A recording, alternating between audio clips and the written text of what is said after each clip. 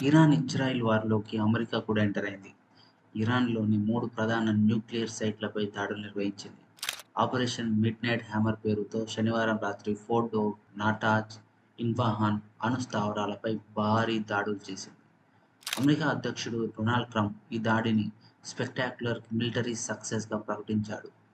Iran nuclear స్థావరాలు పూర్తిగా నాశనమయ్యాయని ప్రకటించారు. ఇరాన్, ఇజ్రాయెల్ ఘర్షణలో అమెరికా ప్రత్యక్ష జోక్యం చేసుకోవడంతో తీవ్ర ఉద్రిక్తతలు మరింత పెరిగాయి. ఇరాన్‌పై దాడికి సంబంధించి డొనాల్డ్ ట్రంప్ మొదట ఆ దేశానికి 2 వారాల గడువు ఇచ్చాడు. ఇజ్రాయిల్, ఇరాన్ వ్యవహారంలో నేరుగా తలదూర్చడంపై నిర్ణయం తీసుకుంటానని ప్రకటించారు.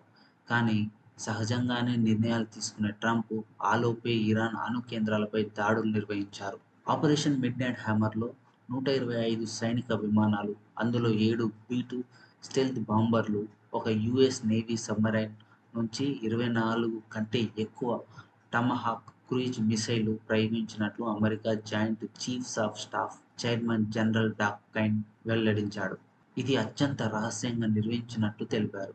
ఇరాన్ రక్షణ వ్యవస్థలు అమెరికా దాడిని ఎదుర్కోలేకపోయాయి. ఎటువంటి ఫైటర్ జెట్లు లేదా ఉపరితల మిసైళ్లు స్పందించలేదని కైన్ తెలిపారు. ఇరాన్, ఇజ్రాయెల్ మధ్య జూన్ 13 నుంచి ఘర్షణ మొదలైంది. ఇజ్రాయెల్ ఇరాన్‌పై ఆకస్మిక దాడులు చేసింది. ఇరాన్ న్యూక్లియర్ సైట్లు, సైనిక స్థావరాలను లక్ష్యంగా చేసుకుంది.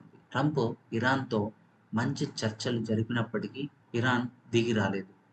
ఇజ్రాయెల్‌పై బాలిస్టిక్ మిసైళ్లతో ప్రతీకారం తీర్చుకోవడం మొదలుపెట్టింది. దీంతో ట్రంప్ ఆగ్రహించారు.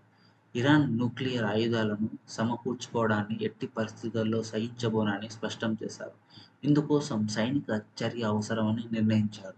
ఇజ్రాయెల్ ప్రధానమంత్రి బెంజమిన్ నెతన్యాహు కూడా ఈ దాడిని ప్రోత్సహించారు. అమెరికా దాడులను ఇరాన్ తీవ్రంగా ఖండించింది. ఇక తన టర్న్ కోసం వేచి చూడాలని హెచ్చరించింది. ఇరాన్ విదేశాంగ మంత్రి తీవ్రంగా ఖండించారు. ప్రతీకార దాడులు తప్పవని, శాశ్వత పరిమాణాలు ఉంటాయని హెచ్చరించారు.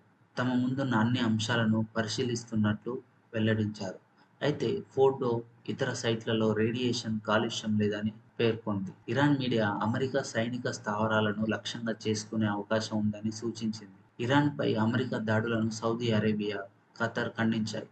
ఇవి ప్రాంతీయ స్థిరత్వాన్ని దెబ్బతీస్తాయని చెప్పాయి.